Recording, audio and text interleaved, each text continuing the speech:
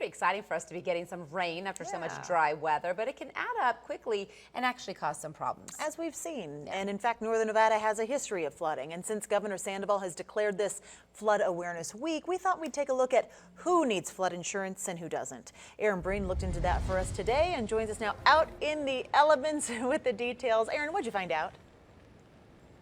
Well, actually, I found out that if you live in a high-risk floodplain, then you do have to have insurance. In fact, the lenders will make sure that you do if you want to get a mortgage. And you know what? If you live in other areas, you don't really have to have it, but it is a choice.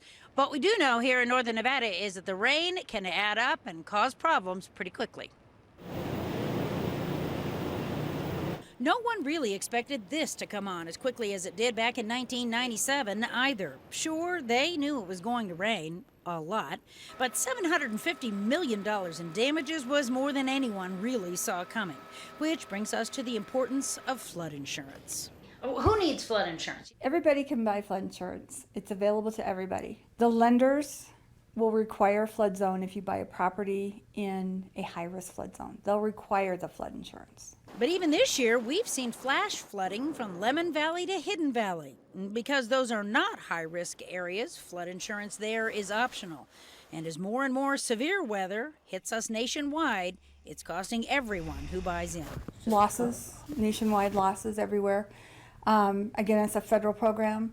So if we have a horrific flood in the Midwest and they don't have enough money in that general fund, it comes out of everybody's. Mm-hmm. In Washoe County, officials are working to cut the cost by working with a safety checklist from FEMA.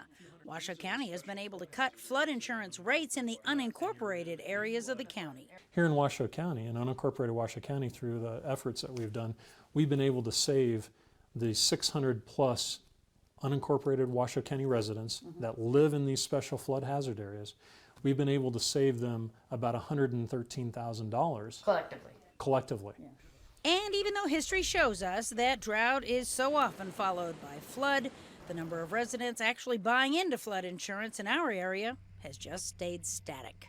Are people concerned? I would say no. Really? I would say not any more or less than they were before. So they say that the FEMA flood insurance rates will actually be going up by 18%.